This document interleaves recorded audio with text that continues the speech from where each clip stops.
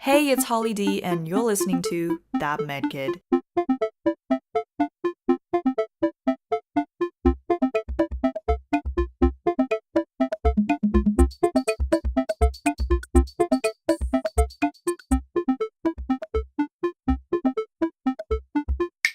We stride into an empty consultation room in the ER of Samitivej Hospital, a branch of the JCI-accredited world-class healthcare provider within Thailand, Samitivej Hospitals. Dr. Mastorn Shaipanich rightly assumes his position behind the desk, having been an emergency surgeon at this hospital for 17 years after all. But this time, I'm the one doing a little history-taking. Amongst all the cases he's had, from simple lacerations to extreme degloved limbs, he was also the one who treated a Russian swimmer who lost her arm and her best friend after a tragic bus accident in Thailand on her 20th birthday. 5 months later, he received an email from her with a photo of herself breaking the world record in the 100-meter breaststroke at the 2008 Beijing Paralympics, as the woman was no other than Alessa Vladikina. On this rather busy Friday morning of July 20th, 2018, here's a conversation exploring the pressures of having a nationally known surgeon father in Thailand, the importance of having friends who attend lectures, and the alarming issue of which of his 7 cats he'd save first. Enjoy. Dr. Mastorn, thank you for talking with me today. Yes, okay. So I'm just going to start by asking you, could you just walk me through your medical journey? Medical journey? Okay, so I'm graduated from high school in Thailand, and then I went to medical school in Khon Kaen University, northeast of Thailand. I graduated from them after 6 years. Then I worked as a doctor in emergency room at Vachirat Hospital in Bangkok for 2 years. I joined the emergency room and also ambulance rescue team. After that, I went to Boston to join some research fellow in Boston for another 2 years. Then I come back to Bangkok and training in surgery at Samitivej Hospital. After I graduate from Samitivej Hospital, I come over here and start to work over here. It's about 17 years ago. And after that, I working as a surgeon, working in emergency room. So mainly. Is surgery something you always knew you were interested in since you were young? Actually, not that bad. I did not make the decision to become a surgeon since I was a medical student. By that time, I still have no idea which major I supposed to be. I mean, which subspecialty that I want to be. Even after I graduate, I'm still thinking about that very much. But yeah, in my own feeling, I still feel like I like surgery, but I don't like internal medicine, something like that. But all the other may not be that bad at all. I used to apply to become the resident in radiologist. Oh. In radiology, to become radiologist. But after thinking for a big while, and then I think that no, I'm not going to do it. The reason is since the beginning, I'm like physics very much. I even thinking to go to become an engineer since I graduated from the high school. But I did. It's okay. I don't know, but the system in Thailand is quite a bit different. So when I was on the second year in high school, I did take an exam like a shortcut to finish high school. They have it in Thailand on that time, so I just took it. So then I think actually I got certificate to graduate from high school since I finished the second year in high school. So I tried to do the entrance examination, but by that time I want to try to choose an engineer. But my dad, he's a surgeon, he's a doctor too, and he would like me to become a doctor too. So he said that don't choose an engineer at that time, because in Thailand to become to go into medical school you need higher score than engineer. So if I just on the second years in high school, and I may not be able to reach the medical school at that time, but hello. Okay, so by that time, I didn't choose engineer on my second years because if I'm not good enough to become the doctor at that time, I might be pass the exam to become an engineer, so I can miss a chance to become a doctor. So anyway, on that years, I choose all medical school, which is I'm not succeed. Then next year when I graduate, by the time I did choose something like first 3 rank to become a doctor, and the last 3 rank going to become an engineer. But my score is good enough, so I end up into the medical school, not an engineer. So after that, after I study, I feel like I love more in surgery than internist, in internal medicine for sure. But because since I really love physics, radiologists use a lot of physics, especially for radiotherapies. There's going to be a lot of those radiation things, how to apply those, how to calculate those, which is not a lot of people like it. But I like it. I really do understand about what they are doing. It's like use your base knowledge from your high school. So I even think about that once, but then I went to see what the radiologists work. Most of the time, both of them gonna be sitting in front of the screen all day. It's like office work, nothing real in action and things. And most of them in here, most of them are female. When I say most, it means something like 80 to 90% are female. I don't know, and I still like more action. So at the end, I did not go for that. I did apply, but I not go to interview. It means they have an interview, but I said no, I just declined it. No. And then at that time, the place that I applied for that is at Khon Kaen University, but I'm originally from Bangkok. By the time that I graduated, I already been away from Bangkok for 6 years. So also my family would like, just come back to Bangkok, something like that. And by my own feeling, I think, I like it, but it's not definitely the path that I want to walk for the rest of my life anyway. So I did not go for the interview and come back to Bangkok. After that, I joined the emergency room, and at that time, Wachirak Hospital. A moment. Hello. By that time, Wachirak Hospital just start to begin their ambulance services. They even invited SAMU, it's ambulance services in French, to come over and help. They organize the ambulance team. So like at the beginning of everything. So by the time that I appointed to emergency room over there, the emergency room over there started services for the ambulance. So I joined them. I spent time with them for 2 years, and then I leave for Boston to do the research fellow for another 2 years. And then after that, I think it's time for me to apply for the surgical residence. Because in Thailand, after you graduate, except for special program for some university that you can train right away, otherwise you need to wait at least 3 years. So the radiologist that I mentioned about is the special program from Khon Kaen University. So I can try to apply at that time. But to become surgical residents by regular channel, I had to wait for 3 years. That's why I went back to Bangkok, working in Wachirak Hospital for 2 years, and go to working as a research fellow in Boston for 2 years.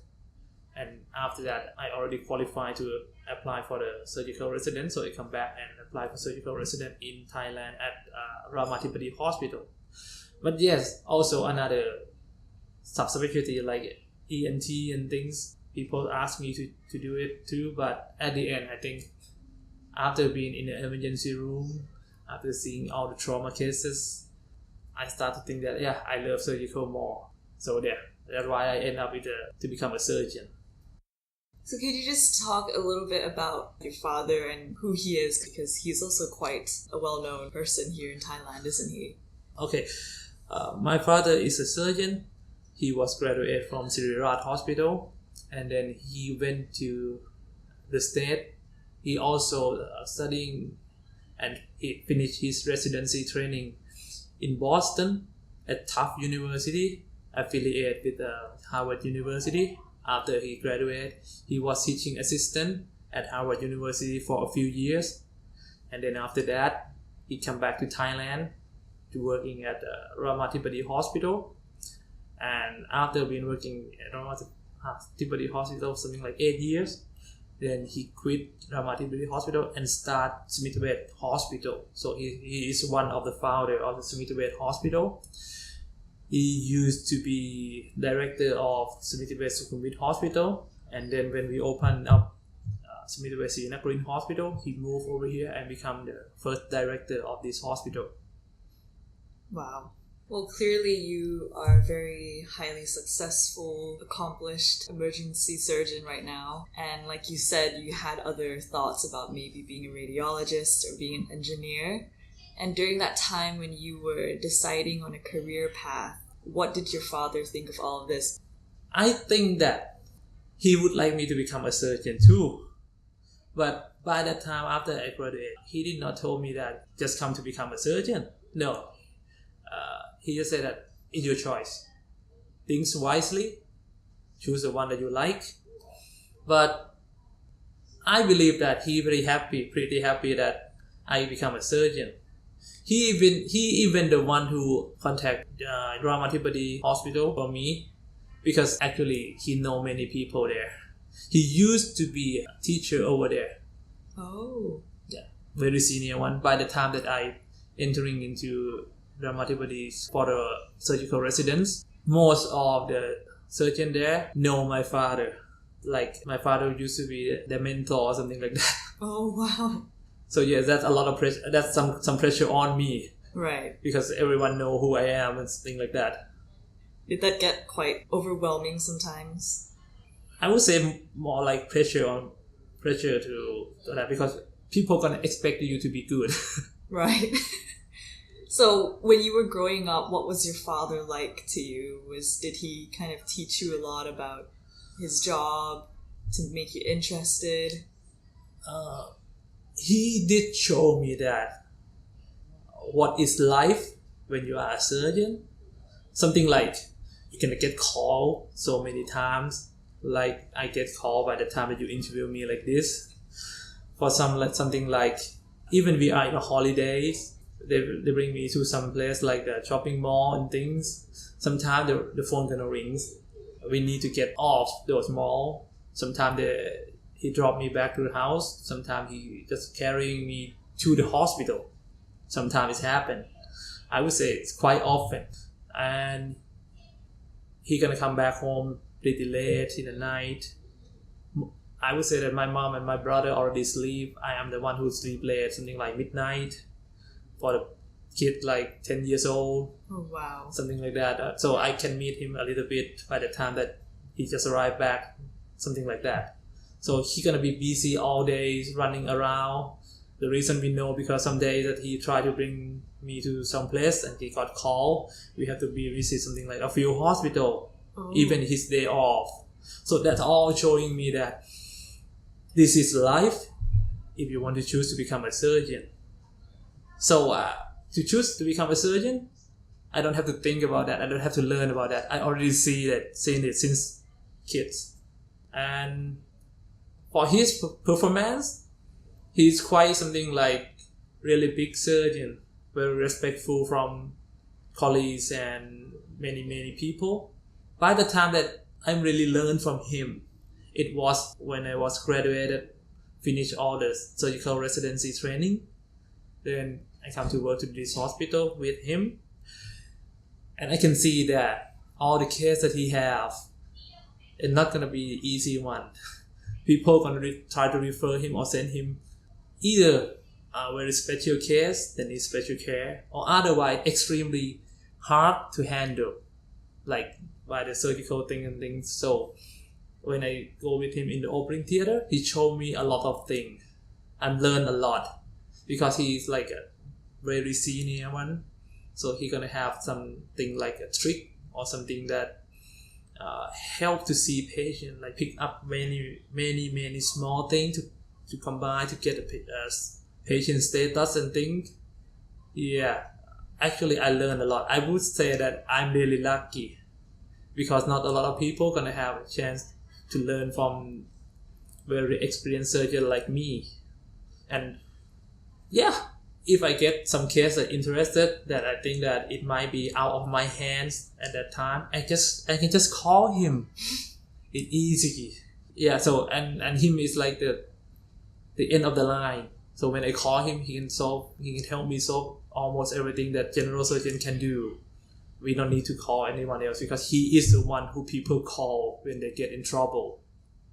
You know, growing up in a more medical family, I suppose, with your father being a medical figure in your life, because a lot of people, medical students, have medical parents, and that can be quite pressuring on them to do well as them or to possibly exceed them. And I just wanted to know how you felt about that and whether that was something difficult to cope with.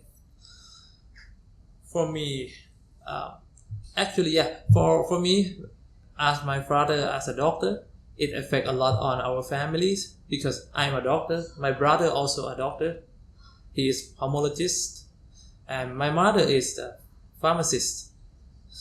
About pressure, yes, because he is a surgeon and I am a surgeon, and by the time that I was a surgical resident, it's like everybody like gonna look at me and thinking that I'm supposed to be good. Right. But in order to think about some other thing that you mentioned, like set a high goal, try to exceed him, for me, it's not pressure at all because he is too good. I will never be exceeded him for sure. So I just try to get the best of mine, and that's it. There's not a pressure that I am supposed to be graduated as a surgeon. I would say just average is enough for me, because if you think that can I be better than my father or something like that, I think no, not possible, not in this world. He is too good with his profile, something like that, with his not even me. I think for the surgeon all over the country, I was thinking about how many people, how many surgeons can do as him. I think none. So I think, yeah. So it's good, but if it pressure me too much, no, I don't think so. Oh. Well, I'm just kind of wondering because medical students tend to have a stereotype that they're very hardworking, that they work hard, play hard, they're very competitive. So I wanted to know, what were you like as a medical student? Were you a high achiever, or were you someone who just wanted to get by? Actually, for me, I would say that I did not very hard studying like that. I would say I would be the one that try to just pass by. But anyway, in my university, when I entering, they have about 100 seats, and about 40 students were accepted through the entrance examination, which is supposed to be the exam for the whole country. And they have another 60 seats, which is applied by the regional examination, which is smaller. So we do know that the student from the entrance examination going to be usually get higher score than the one who competitive, which is in the regional.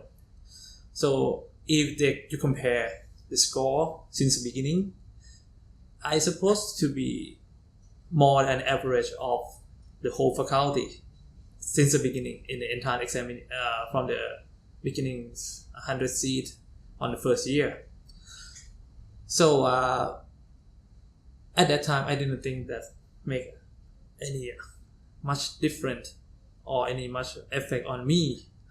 But after I graduated and I looking back, I said that because in the medical school they use like the gain to pass the exam. They're not just by the percentage that you do the exam. They're going to be related to your friends. So if you are starting in the upper part of the groups, you just go along with them. You're not going to be failed. But the one who's starting at the very last seat, the very last rank, they're going to be in trouble. They're going to be struggle, try to catch up with the rest. Where were you? Who did you study with? Oh, there's a lot of friends. So yeah, there is friends to studying, but they group us like with by the number which is supposed to be ranked up by the name, something like that. So I gonna group with the people who are the name close to me. Oh. Something like that. And anyway, after being in university, you're gonna have a close friend like the one that you play card with, the one you play basketball with, Right. something like that. So yeah, but most of the time, you're gonna try to get some lecture note from someone who's good at it. Yeah, that's what we did. I'm not the one who's good at lecture. I mean, write down. No, I'm not the one. I just listen and pick it up as much as I can, and then I'm gonna asking my friend about their note to see some of them. I mean, clearly that helped since you're here. Obviously, right now. yes, that's crucial. Without that note, I'm not gonna be able to recall and memorize everything from the class. But I'm too bad at take those notes. So, just kind of finally, because I know you're quite busy, do you have any advice for medical students out there today? Okay. If you are the medical student right now, you're gonna feel that studying in medical school is really, really hard. But after this, one tough choice is gonna be to choose your specialty. Nowadays, I think just general practitioner may not be enough for most of the doctor, unless they really need you in some region. So most of us gonna become any specialty. But to choose it, you need to think wisely, and you better see what they are doing, what is their life. Their life gonna be totally different from specialty to specialty. You're supposed to look at that, and you're supposed to think, ask yourself to become like that. You're gonna happy. If you're not, don't choose that one, because after you train, you're gonna be something like that for the rest of your life. If you are the medical student and you think that you still don't know right now, I think so. Yes, no, don't worry about that. The more you learn, the more you spend time in medical career, you're gonna see the difference. You're gonna see more things that's gonna help you at the end. So this is another different things between the Thailand and America or other place, because some medical students still not think that far ahead of to become which specialty.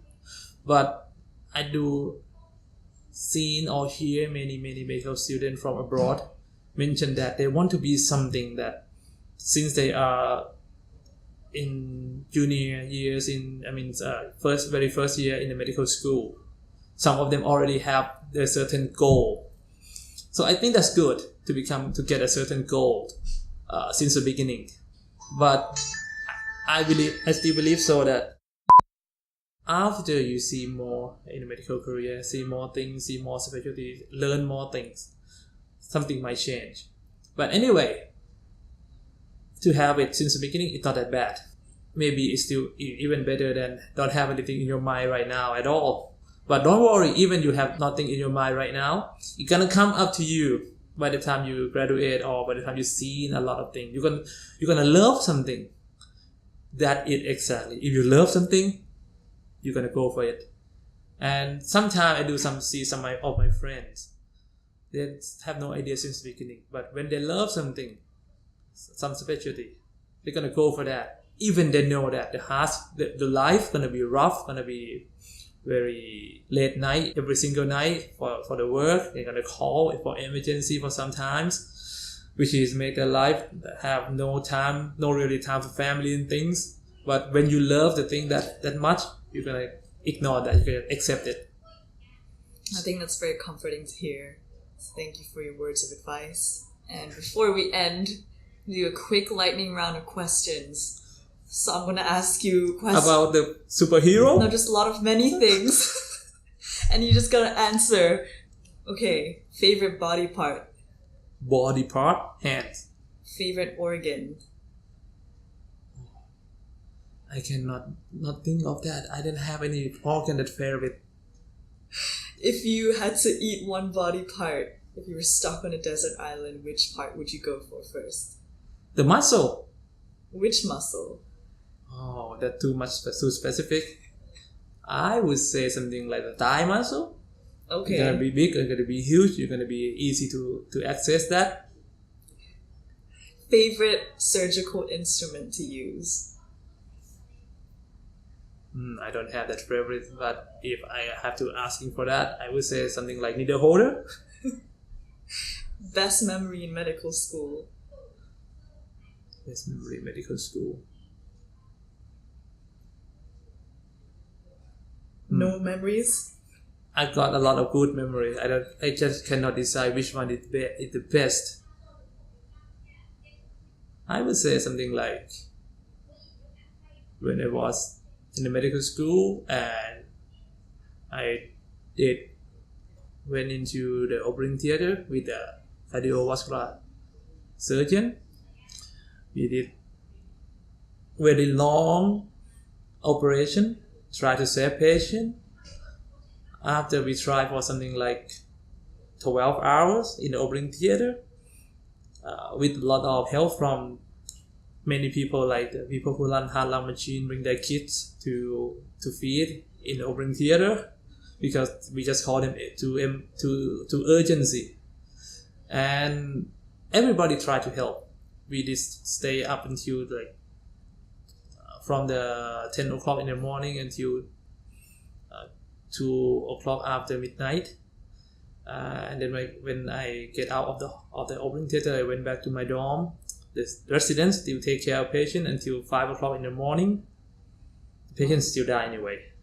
Oh. But we did everything that we could. Everybody sacrificed a lot of things, sacrificed their holiday for 2 days, tried to save her. So I think even the result is not good, but it showed me a lot of that in the medical career. On some urgent event, they are all sacrificed for patient. Wow, that's amazing. Okay, next question. Proudest achievement? Proud of achievement? I think to become a surgeon working in the emergency room is quite the one that I'm already proud. I take care of many patients, and most of my time I'm doing well with a good result, and then patients satisfied. Many of them come back for thank you me.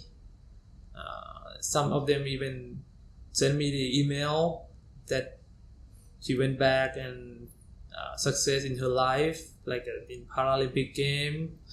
Other patient went back to their country for 1 to 2 years, come back to let me see their wounds, something like that. Which is I would say that to become at this point, I already proud at what I have done. It's very good words of advice. Okay, favorite food? Favorite food? A lot of things. Something like I do know names in Thai, but You say it in Thai. ข้าวมันไก่ Chicken ผัดซีอิ๊ว rice. ผัดซีอิ๊ว Fried noodle with soy sauce. Yeah, something like that. Okay, last movie you watched? Last movie I watched? Oh, hold on. It's just a few days ago. I watched so many movies in last few days, so I not remember exactly which one is the last. A moment.